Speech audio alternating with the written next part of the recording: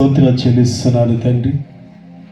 నిజమే తండ్రి, ఎన్నికైన వారిని సిగ్గుపరచుటకు లోకములో ఎన్నిక లేని వారిని ఎన్నుకునే దేవుడు అయ్యా. బలవంతులను సిగ్గుపరచాలని లోకములో బలహీనలు ఎన్నుకునే తండ్రి అయ్యా.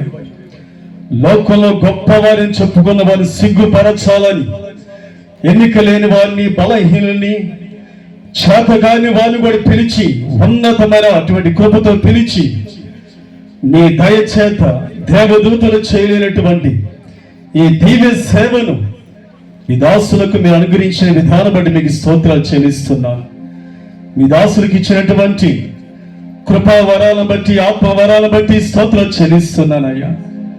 ఆ తండ్రి, దేవుడు నా నోట కొత్త కీర్తన ఉంచినట్టుగా, భక్తులు సెలవిచ్చినట్టుగా మీ దాసులు యేసురాజు పాస్టర్ గారికి తండ్రి మీరు ఇచ్చినటువంటి వరాలను బట్టి, ఆత్మవరాలు, కృపావరాలను బట్టి మీకు స్తోత్రం చెల్లిస్తున్నానయ్యా.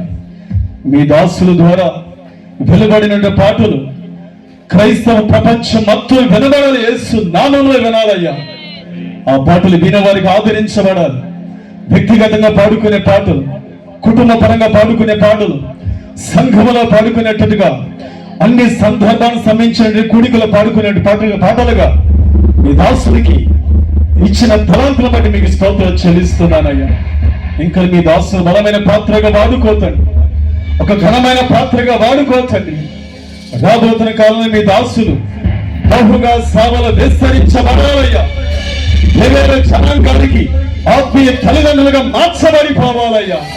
నా తండ్రి, ఆకాశపు నక్షత్రాల వలె, సముద్ర తీరముల శిఖరాల వలె అబ్రహామును ఆస్వాదించినట్టుగా మీ దాసుల పరీక్షలని బహుగా దీవించమని ప్రార్థిస్తున్నా. ఆస్వాదించండి అయ్యా, దీవించమని కోరుతున్నాను. ఇంకా రాబోతున్న దినాల్లో మీ దాసులు ఇంకా మధురమైన పాటలు రాయాలయ్యా. ఆ పాటలు అనేకులకు ఆశ్చర్యకరంగా, కుటుంబాలకు దీవెనకరంగా ఉండాలి.